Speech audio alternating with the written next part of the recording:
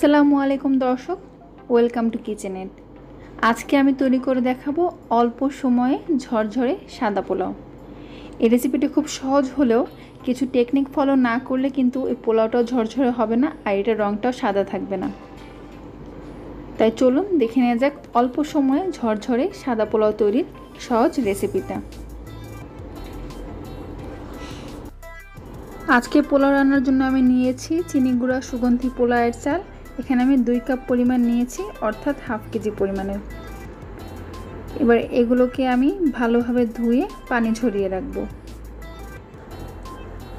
একটা প্যানে দিয়ে দিলাম 1/4 কাপ পরিমাণ সয়াবিন তেল, কিছু এলাচ, দারচিনি ও লং, আর সাথে দিয়ে দিচ্ছি 2টো তেজপাতা।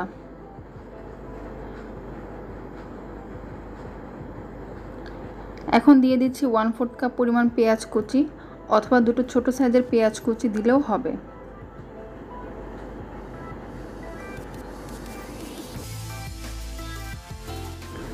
পেঁয়াজটা বাদামি রঙের করা যাবে না, পেঁয়াজগুলো যখন নরম হয়ে আসবে তখন এতে বাদবাকি মশলা দিয়ে দিতে হবে।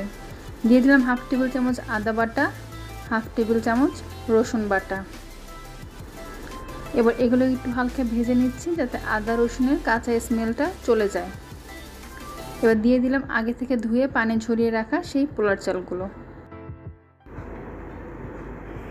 এবার 5 থেকে 7 মিনিট আমি এই পোলার চালগুলো ভেজে নিব।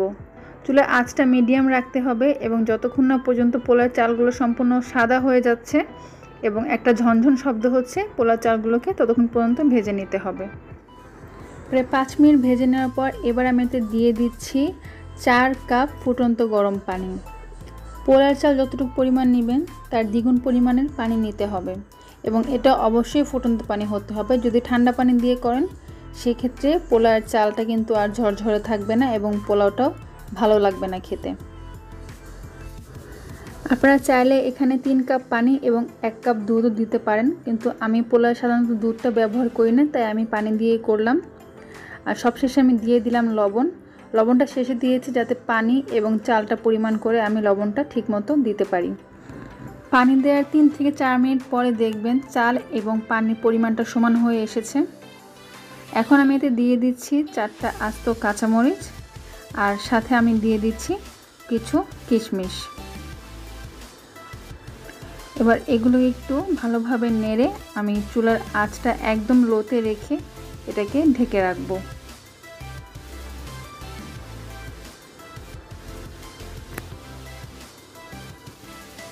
কিছুক্ষণ পরে যখন পোলার পানিটা সম্পূর্ণ শুকিয়ে আসবে তখন আমি এতে দিয়ে দিচ্ছি স্বাদ বাড়ানোর জন্য 1 টেবিল চামচ পরিমাণ ঘি। এটা অপশনাল, চাইলে নাও দিতে পারেন। আর সাথে সামান্য পেঁয়াজ বেরেস্তা, এতে করে পোলাও একটা সুন্দর ঘ্রাণ আসবে। এবার সবগুলোকে একসাথে নেড়েচেড়ে মিশিয়ে দিয়ে আমি আবার এটাকে দমে রেখে দিব, চুলার আঁচটা একদম লোতে রেখে। এবং এর মধ্যেই এই পোলাও চালটা সম্পূর্ণ সিদ্ধ হয়ে গেছে। আমার পোলাও রান্না হয়ে গেছে, দেখতেই পাচ্ছেন পোলাওটা কতটা ঝরঝরে হয়েছে এবং এর রঙটাও কিন্তু এখনও সাদাই রয়েছে। এখন এটা যে কোনো সার্ভিং ডিশে গরম গরম নামিয়ে উপরে সামান্য কিছু পেঁয়াজ বেরেস্তা দিয়ে আপনি সার্ভ করতে পারবেন। দেখে নিশ্চয়ই বুঝতে পারছেন পোলাওটা কতটা ঝরঝরে হয়েছে, প্রতিটা চাল একটা থেকে আরেকটা আলাদা। আশা করছি আমার এই ঝরঝরে পোলাও রেসিপিটি আপনাদের কাছে সহজ এবং ভালো লেগেছে।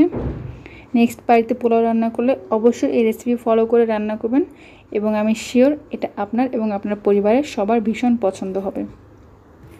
আজকে আর বাড়াচ্ছি না, এ পর্যন্তই। সবাই ভীষণ ভালো থাকবেন এবং আমার পরবর্তী রেসিপি দেখার আমন্ত্রণ জানিয়ে আজকে এখানে বিদায় নিচ্ছি। আল্লাহ হাফেজ।